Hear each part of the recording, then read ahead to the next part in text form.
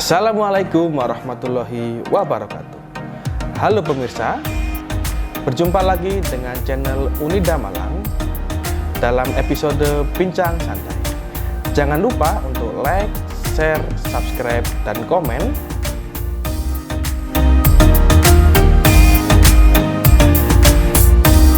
Dalam episode kali ini, kita akan membahas tentang kasus-kasus dan permasalahan tanah melalui Badan Pertanahan Nasional.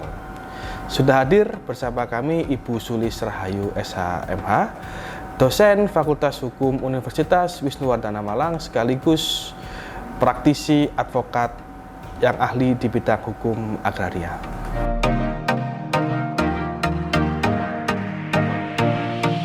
Baik pemirsa channel Unida Malang yang berbahagia, tak lama-lama kita sapa narasumber kita, Ibu Sulis Rahayu.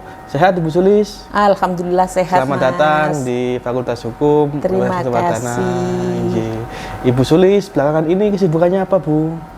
Ya, kesibukannya seperti biasanya, selain kesibukan di kampus mengajar, juga ada beberapa kesibukan di luar seperti konsultasi, karena memang selain pengajar juga sebagai praktisi, Mas. Alhamdulillah masih sibuk di jalur untuk advokasi Ibu ya? Alhamdulillah masih ramai sepertinya untuk konsultasinya Bu Sulis. Iya, insya Allah Mas. Iya, ini kita membahas tentang kasus-kasus yang dapat diselesaikan, terutama kasus pertanahan Bu Sulis, untuk yang diselesaikan di Badan Pertanahan Nasional. Ini mahasiswa kan masyarakat umum, terutama kan masih awam, terutama terhadap permohonan dan laporan yang dapat dilakukan di BPN atau di peradilan umum atau di PT UN. Terutama kan belakangan ini melalui Menteri ATR BPN yang baru akan menyikat mafia tanah itu Bu Sulis. Itu kan salah satu bentuknya kita bisa lakukan support melalui gugatan atau laporan melalui mediasi kita sebagai praktisi di akun YouTube kita agar masyarakat semua tahu. Ya Bu Sulis. Jadi kira-kira apa yang bisa diselesaikan di BPN itu Bu Sulis? Jadi kita berangkat dari kasus dulu ya Mas Yuda ya. Jadi kasus ini ada beberapa.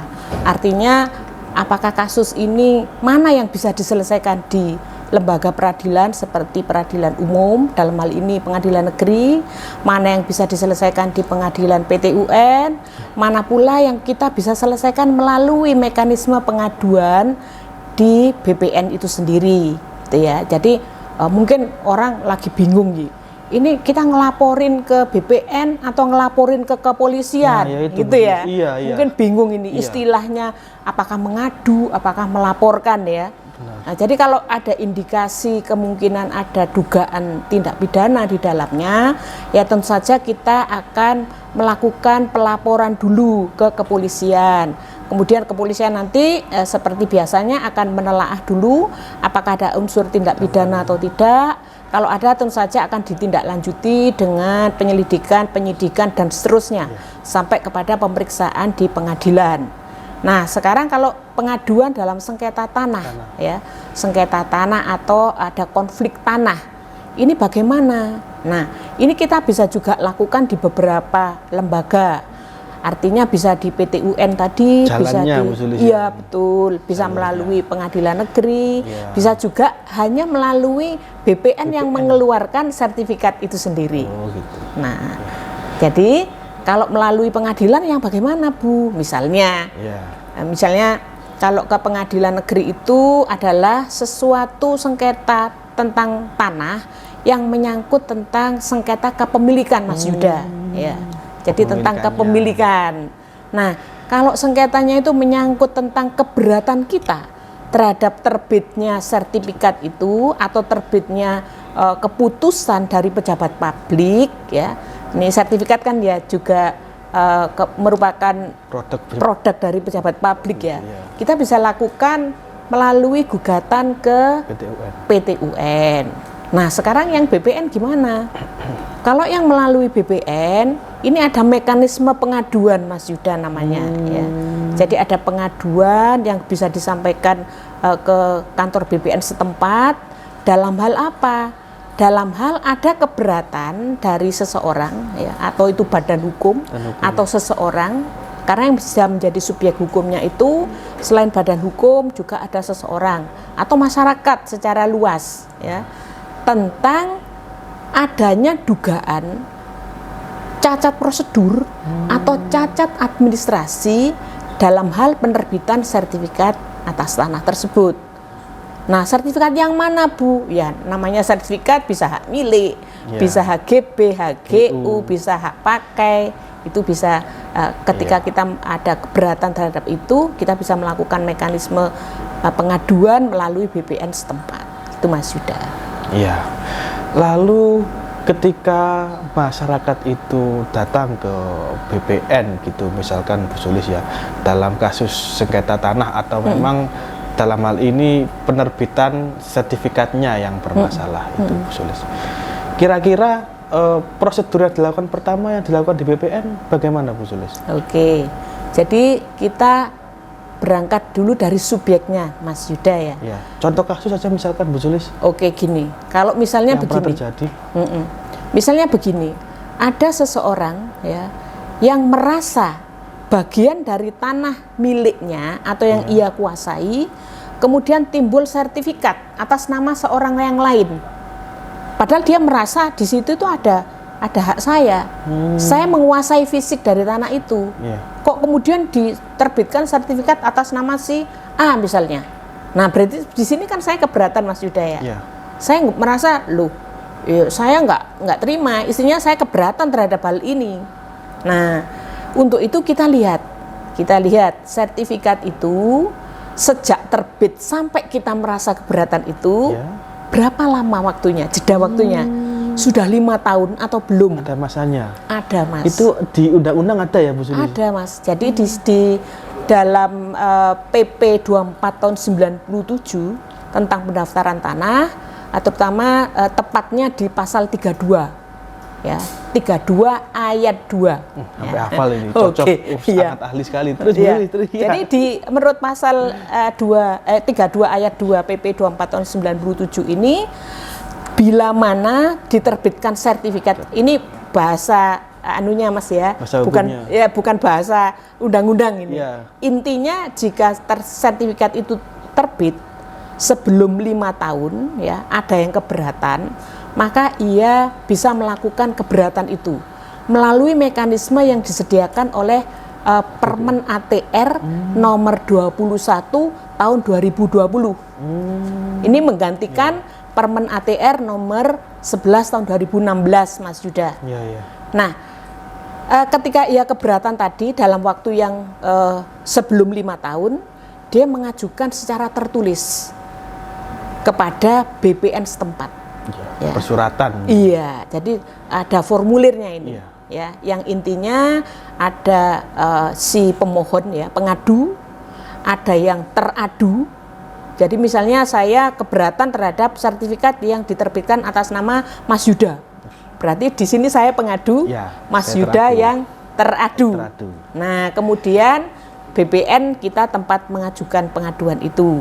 Kemudian ada data-data fisiknya, kemudian ada dokumen pendukungnya, kemudian ada kronologinya Mas.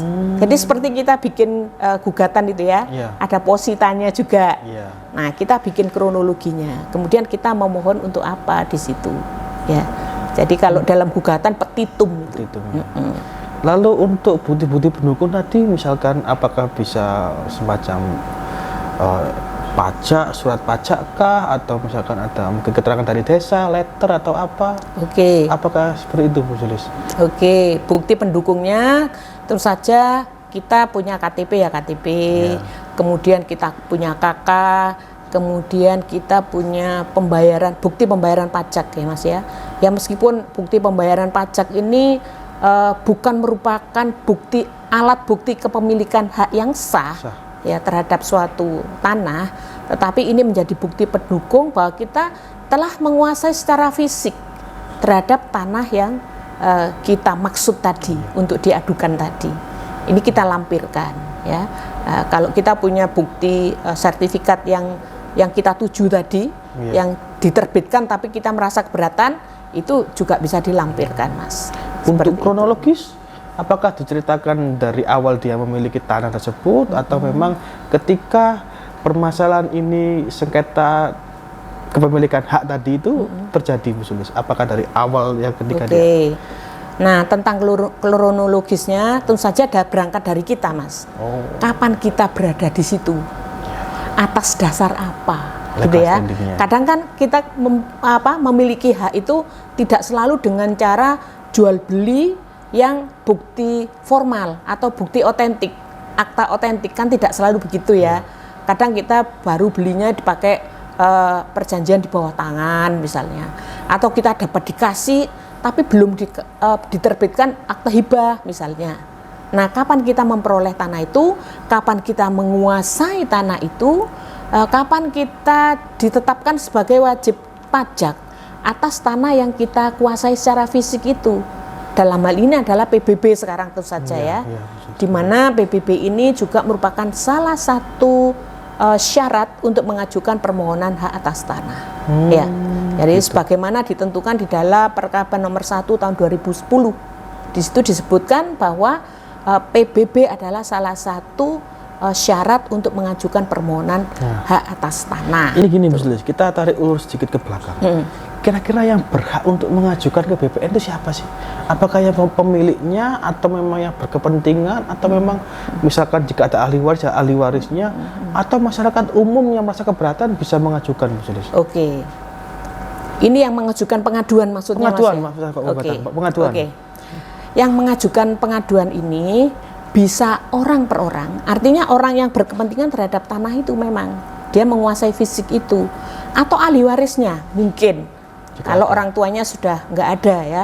Nah, berarti kalau ahli waris harus disertakan keterangan ahli waris, atau mungkin badan hukum kalau memang subjek yang menguasai tanah itu adalah badan hukum, atau masyarakat luas kalau memang objek itu adalah terdiri dari beberapa persil ya yang dikuasai oleh banyak masyarakat. Nah, dia bisa mengadukan sendiri atau melalui bantuan kuasa hukum. Nah, kalau dikuasakan tentu saja harus dilampiri ada surat kuasa, Mas Yuda. Kemudian diajukan ke BPN melalui loket pengaduan namanya. Tuh. Lalu misalkan Bu Sulis ya, ketika kita mengajukan, misalkan saya seorang yang mungkin awam ingin mengajukan keberatan ke BPN, lalu misalkan dikabulkan, apakah nanti serta-merta ini dalam waktu yang sebelum 5 tahun tadi loh Bu Sulis ya, sebelum 5 tahun tadi, itu serta-merta langsung diterbitkan oleh BPN atas nama saya? Begini Mas, jadi kalau misalnya pengaduan Mas Yuda itu dikabulkan ya, karena ini dalam putusan pengaduan ini, jadi penanganan sengketa namanya, penanganan kasus pertanahan di BPN ya, jadi yang di Permen ATR nomor 21 tahun 2020 tadi itu ada beberapa jenjang Mas. Jadi istilahnya ada K1, K2, K3 begitu. Kalau memang ini diputuskan bahwa ini sudah benar-benar mengandung unsur dan terbukti ada cacat prosedur, ada cacat administrasi misalnya, ini bisa dibatalkan ya. Jadi berupa pembatalan sertifikat oleh siapa? Oleh BPN itu sendiri ya. Kemudian ada juga berupa penolakan ya, penolakan. Jadi permohonan kita tadi ditolak. Ya. Biasanya ditolaknya itu karena apa? Berarti tidak terbukti, tidak ada cacat administrasi, tidak ada cacat prosedur. Nah gitu. Atau juga tidak langsung dikabulkan, tetapi menunggu diselesaikan oleh pihak lain. Artinya pihak lainnya ada lembaga lain yang terkait. Ada lembaga rekomendasi untuk diselesaikan. Iya betul, ya, diselesaikan oleh pihak lain yang terkait dengan masalah itu tentu saja. Mungkin salah satu aspeknya karena lebih dari 5 tahun tadi Bu Sulis ya. Ini masih 5 tahun Mas. Oh masih 5 tahun. Jadi ada rekomendasi seperti itu.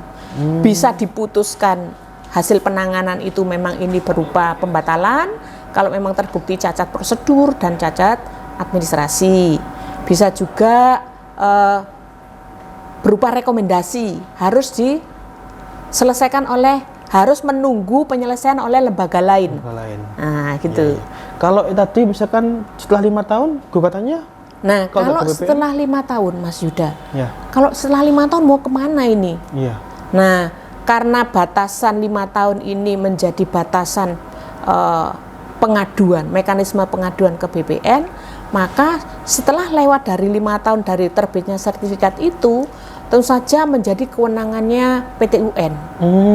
Tata Usaha Negara. Betul. Yang mana objek sengketanya adalah keberatan kita atas putusan dari pejabat publik. Dalam hal ini BPN atau kepala BPN. Iya, betul. Seperti itu. Ketika kita mengajukan ke PT UN misalkan Bu Sulis ya, lalu terbit bahwasannya sang penggugat, kalau di PT UN bahasanya penggugat itu dikabulkan gugatannya, itu rekomendasi yang diberikan PT UN untuk ke BPN apakah langsung berganti menjadi hak milik yang penggugat tadi ataukah ada prosedur lain, Bu Sulis? Oke. Jadi katakanlah sertifikat ini atas nama si A misalnya, Mas Yuda ya. Begitu kita mengajukan gugatan kepada PT UN atas adanya dugaan cacat prosedur dan cacat administrasi ya. Tadi bedanya tadi begini Mas Yuda ya. Saya pertegas dulu di bedanya. Kalau kita adukan melalui mekanisme BPN, aduan BPN dengan Permen ATR 2021 tahun 2020 tadi, itu yang batasnya penerbitan sertifikat itu belum sampai 5 tahun. Kita bisa ajukan melalui mekanisme pengaduan di BPN. Tapi kalau sudah 5 tahun, ya 5 tahun ke atas, meskipun materi persoalannya sama, materi sengketanya sama, yaitu adanya dugaan cacat administrasi dan prosedur, kita melakukannya di BPN. Ya, di BPN, di PT UN. Nah, ketika PT UN bisa memutuskan karena kita bisa membuktikan adanya cacat administrasi dan cacat prosedur. Kemudian hasil putusan dari PT UN itu mengatakan bahwa gugatan kita diterima dan memerintahkan kepada BPN untuk membatalkan sertifikat itu. Nah, dengan membatalkan sertifikat itu berarti kan nama A tadi sudah batal ya, kosong ya Mas ya. Nah, karena masih kosong berarti belum serta-merta milik kita. Nah, berarti putusan dari TUN tadi itu hanya sekedar membatalkan daripada sertifikat yang dilakukan oleh BPN saja itu. Betul. Lalu untuk agar sertifikat itu kembali ke nama saya, misalkan nanti saya penggugat TUN, bagaimana Bu Sulis? Kita mengajukan ke BPN dengan dilampiri hasil putusan PT UN tadi. Kita mengajukan ke BPN. Jadi mengajukan ke BPN bahwa ini kita ajukan dengan berdasarkan putusan PT UN ini tanah tersebut kosong ya, nggak ada nama karena sudah dibatalkan. Nah, dengan pendukung dokumen yang lain seperti pembayaran PBB kita dan persyaratan-persyaratan yang lain, formulir-formulir yang kita penuhi yang diminta oleh BPN ya, termasuk data fisik penguasaan atas tanah yang dikeluarkan oleh kantor desa atau kelurahan, itu salah satunya ya. Selain adanya PBB tadi, juga didukung oleh putusan PT UN tadi bahwa tanah itu kosong, nggak ada namanya. Lalu kita ajukan hak atas nama kita. Jika misalkan kasus ini diawali oleh kasus sengketa yang melalui mekanisme pengadilan umum, apakah itu juga harus melampirkan dari putusan pengadilan umumnya itu? Misalkan dalam arti ini ada 2 orang yang mengaku pemiliknya, tapi tidak hanya memiliki tapi juga saling mencoba untuk menguasai, Bu Sulis. Jadi kan memiliki dan menguasai itu kan untuk hak kesempurnaan dari penguasaan tanah tadi itu, Bu Sulis ya. Misalkan ada saling silang, sama-sama memiliki, sama-sama menguasai, lalu diputus oleh pengadilan umum, dalam hal ini misalkan pengadilan negeri atau pengadilan tinggi, bahwa saya yang menang adalah si A. Apakah mekanisme PT UN untuk membatalkan tadi itu dilampiri dengan mekanisme daripada hasil pengadilan umum, dalam hal ini pengadilan negeri tadi itu, untuk dibuatkan dan diterbitkan sertifikat baru di BPN, Bu Sulis? Jadi kalau di PN Mas ya, kalau di peradilan umum dalam hal ini pengadilan negeri, ini adalah lembaga peradilan yang memutus perkara-perkara sengketa kepemilikan ya.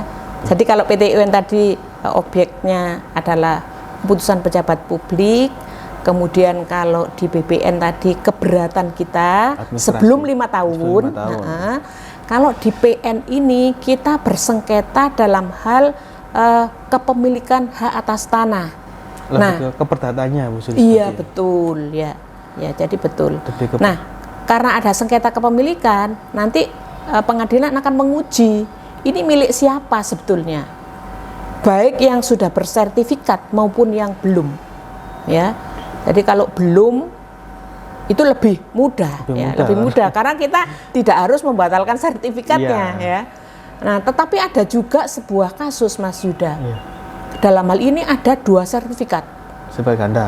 Sertifikat ganda. Nah, ini sepengetahuan saya di dalam praktek itu akan dimenangkan oleh sertifikat yang diterbitkan lebih dulu. Iya, saya pernah baca juga itu. Iya, betul. Ini. Iya. Jadi memang kalau sertifikat lebih dulu itu lebih menguatkan dalam hal pembuktian gitu Bu Sulis. Atau bagaimana? Iya. Dari mata hakimnya. Oke. Selain kekuatan pembuktian ini ada di akta otentiknya, ini juga dari proses penerbitan akta otentik itu sendiri. Ya, jadi dengan tidak menutup kemungkinan bahwasannya yang terbit terbaru pun itu juga bisa lebih otentik daripada yang lama Bu Sulis. Bisa, ini tergantung pengujiannya di pengadilan Mas. Biasanya karena memang administrasi dari BPN-nya yang mungkin maladministrasi atau memang ada hal-hal yang lain Bu Sulis? Ada hal yang lain mungkin ya, mungkin. Bisa jadi. Di dalam hukum pidana itu kan ada pasal atau ada ketentuan tentang pemalsuan. Nah, pemalsuan ini kan ada kategorinya macam-macam Mas. Ada yang pemalsuan memang dipalsukan dari yang asli kepada yang palsu, ada yang memasukkan keterangan palsu ke dalam suatu akta otentik. Nah, ini tergantung nanti pengujiannya yang mana gitu ya. Nah, terhadap hal ini ya nanti tergantung dari majelis hakim yang akan menilai apakah ini termasuk pemalsuan yang mana. Kalau memang itu perkaranya pemalsuan ya. Tapi di dalam hal pembuktian yang seperti kita ketahui ya, memang lebih banyak dikabulkan dari yang pertama dari penerbitan sertifikat yang pertama daripada yang baru ya. Nah, biasanya karena secara kronologis ya di dalam penerbitan sertifikat untuk pertama kalinya itu datanya lebih banyak yang dibutuhkan, lebih lengkap, rigid ya. Iya, begitu. Iya. Kalau misalkan dalam kasus yang permohonannya dilakukan ke BPN tadi, kita kembali lagi Bu Sulis ya, ke BPN tadi misalkan, itu jika hanya dilakukan tanpa persengketaan atau dalam hal ini sertifikatnya hanya kesalahan administrasi dari BPN tadi, apakah langsung dari TUN tadi ke BPN saja bisa tanpa harus ke pengadilan umum tadi Bu Sulis? Ini tadi ya, kalau memang belum 5 tahun kembali lagi ke situ. Iya, karena di PP 24 dalam arti misalkan setelah 5 tahun ya, setelah 5 tahun itu ada misalkan gejala bahwasanya sertifikat ini maladministrasi, hanya dari satu pihak saja, tidak bersengketa.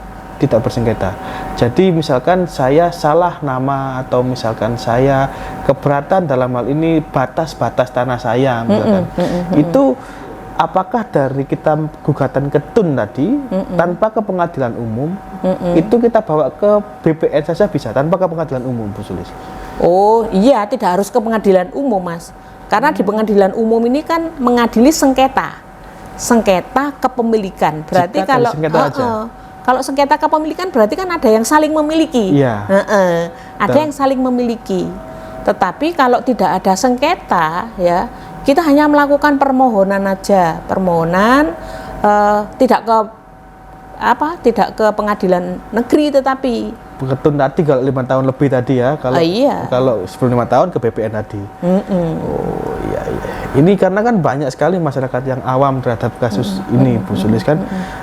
banyak yang misalkan tanah-tanah yang sudah dikuasai lama, ditempati lama itu, tetapi tiba-tiba terbit sertifikat oleh BPN itu kan, sehingga masyarakat perlu tahu bagaimana mekanisme yang terjadi. Sebenarnya kalau misalkan itu tanpa sengketa, itu kan sederhana, Bu Sulis ya. Jadi misalkan kalau ada sengketa, itu yang baru harus diselesaikan dengan mekanisme pengadilan negeri, pengadilan umum lah intinya ya. Jadi harusnya memang harus diselesaikan di peradilan yang murni saja, yang misalkan peradilan tanah atau misalkan gimana, Bu, akan lebih efisien masyarakat gitu itu. ya. Ini pemikiran progresif ini Mas Yuda. Agar lebih efisien, karena kan memang kita harus membatalkan sebuah permohonan ke BPN aja harus melalui mekanisme yang panjang, belum lagi kalau setelah 5 tahun harus ke Tunladi gitu loh. Ya gini, tapi BPN ini nampaknya adalah lembaga yang produktif bikin peraturan, Mas. Oh gitu. Iya, setahu saya itu macam-macam. Jadi ada permen-permen ATR yang diterbitkan, baik itu untuk pendaftaran tanah, terus untuk prona, kemudian untuk sengketa. Jadi kalau saya perhatikan, saya melihatnya BPN ini adalah lembaga yang memang produktif di dalam menerbitkan peraturan-peraturan teknis terhadap penyelesaian sengketa tanah maupun prosedur-prosedur tentang pendaftaran tanah. Itu paling produktif, Mas. Saya kok, ini lain topik Bu Sulis ya. Saya kok tiba-tiba terpikir gini. Misalkan ketika kita melakukan permohonan ke BPN terhadap pembatalan sebuah sertifikat tanah, lalu diterbitkan sertifikat yang baru, misalkan ya, karena mungkin kita keberatan atas batas-batas tanah kita tadi, itu menggunakan pengesahan bertanggal yang dulu itu atau memang yang terbaru itu, Bu Sulis? Ya, yang baru, Mas. Kalau misalkan yang baru ternyata kedepannya ada permasalahan persengketaan, misalkan terbit yang ada yang lebih lama gitu, tapi masih lama yang pemilik yang awal tadi, itu bagaimana, Bu Sulis? Nah, sepanjang ini masih sengketa ya, sengketa antara beberapa orang. Kembali lagi ke mekanisme PP 24 tahun 97 pasal 32 ayat 2 tadi. Jadi kalau belum 5 tahun, adukan pengaduan ke BPN, ya, entah itu tentang administrasinya yang prosedurnya yang cacat, yang keliru, atau mungkin karena ada administrasi yang cacat atau belum terpenuhi secara lengkap seperti yang disyaratkan. Kita lakukan aduan, mekanisme aduan disediakan untuk itu memang. Lah di sana nanti ada putusan tadi. Putusan atas penerimaan aduan tadi kemudian ditelaah ya oleh BPN, kemudian BPN akan menerbitkan keputusan awal ya. Awal ini maksudnya apakah ini masuk ke dalam pembatalan, apakah ini penolakan, apakah ini rekomendasi untuk diselesaikan lebih dulu ke lembaga yang lain, seperti itu. Jadi nanti kita menunggu hasil penelitian, harus telaah dari aduan yang kita ajukan itu. Baik. Begitu. Ternyata cukup rumit, Bu Sulis. Atau mediasi bahkan, gitu Mas. Iya. Non litigasinya itu. Iya, non litigasinya. Kalau memang ini sengketa yang memang memerlukan mediasi, BPN akan memanggil para pihak untuk bermediasi. Tapi tetap menganut prinsip bermediasi dulu kah dalam tiap kasus penyelesaiannya, atau memang harus litigasi, Bu Sulis? Biasanya tergantung keputusan tadi, gitu. Dan didahului oleh mediasi kalau memang itu diperlukan mediasi. Jadi melihat hasil tadi, apakah 1, K2, apakah 3, seperti itu. Kalau memang bukan kewenangannya, maka BPN akan menerbitkan keputusan tadi, ya, memutuskan bahwa ini bukan kewenangan BPN. Kalau ini bukan kewenangan BPN, berarti BPN tidak punya kewenangan memutuskan apapun atau menyelidiki apapun. Maka disarankan kepada para pihak untuk melakukan gugatan di tempat lembaga hukum yang lain, apakah itu PT UN, apakah itu pengadilan negeri, gitu. Sangat panjang. Iya, betul.